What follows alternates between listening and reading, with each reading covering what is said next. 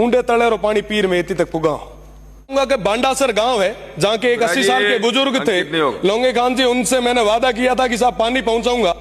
पानी पे चर्चा चल रही है और पानी का सही मूल्य जो है वो मरुस्थल के, वो रेगिस्तान के लोग ही समझ सकते हैं। सीमांत के लोगों से ज्यादा तो कोई समझ ही नहीं सकता। ऊंडे तले और पानी पीर में इतनी तक पुगा। आज पानी पे चर्चा चल रही है और उस सीमांत के लोगों को आजादी से लेके आज तक अभी तक पानी नहीं मिल पाया है। एक तरफ हम बात कर रहे हैं साहब मंगल ग्रह पे पानी ढूंढ रहे हैं, अलग अलग जगह जा रहे हैं, पर वाकई स्थिति क्या है, धरातल की स्थिति क्या है, इस बारे में सोचने की जरूरत है। स्टेट को और सेंट्रल गवर्नमेंट को मैं धन्यवाद देना चाहूंगा कि आप ERCP जैसी योजना लाए। साथ ही साथ मैं निवेदन करूंगा कि वेस्टर्न राजस्थान के लिए भी ऐसी परियोजना जरूरी है जिसकी सबसे ज्यादा जरूरत है। मेरे से पहले भी कई माननीय सदस्यों ने इसकी मांग रखी, मैं उन्हें भी धन्यवाद दूंगा। साथ ही साथ सभापति महोदय, आपके माध्यम से मैं प्रदेश की सरकार से निवेदन करना चाहूंगा कि नर्मदा व इंदिरा गांधी नहर है वो काफी लंबे समय से उनका एक्सटेंशन भी रुका हुआ है और काम भी अधूरा है। सीमांत के लोग चाहते हैं कि नर्मदा और इंदिरा गांधी नहर को आपस में जोड़ा जाए ताकि वो जो DNP क्षेत्र है, वो जो सीमांत के लोग हैं और उनकी जो जमीन है उसका फायदा मिल सके, वहां पे बुआई हो सके। आज के समय में ये बहुत ज्यादा जरूरी है। नर्मदा नहर की मैं बात करूं तो 2013 में इसको लाया गया था, 2017 तक कंप्लीट करना था, 217 गांवों का लक्ष्य था, पर मुझे बड़े दुख के साथ कहना पड़ रहा है कि आज भी वो पूरी नहीं हो पाई और अभी तक वो टेस्टिंग में चल रही है। मेरा निवेदन कि इंदिरा गांधी नहर परियोजना थी उसका भी एक्सटेंशन रुका हुआ है। मैं निवेदन करना चाहूंगा कि इस बारे में भी आप दिखवाएं। बाड़मेर लिफ्ट कैनाल के माध्यम से शिव ब्लॉक के और बाड़मेर तक, बाड़मेर की विभिन्न गांवों तक पानी पहुंचाया जाता है, पर मोहनगढ़ जहां से ये पानी आता है वहां पे कई बार बिजली आपूर्ति की कमी के कारण ये समस्याएं पैदा हो रही है। आज जल और बिजली दोनों की चर्चा है, इसलिए मैं इस मुद्दे को भी विशेष रूप से रखना चाहूंगा। मुझे भरोसा है आने वाले समय में प्रदेश की सरकार इन विषयों पे मुख्य रूप से ध्यान देगी।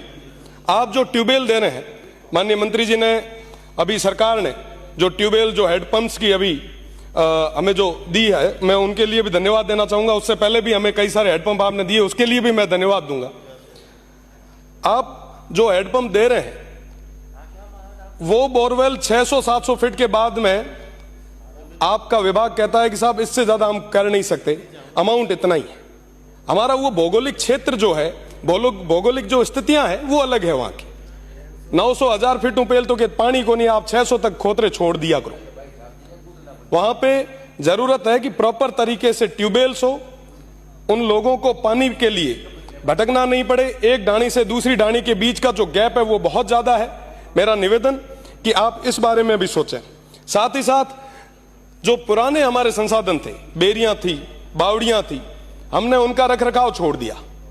पुराने जो स्रोत थे हमने उनको छोड़ दिया, जिसकी वजह से आज ये तमाम समस्याएं हमें देखने को मिल रही है।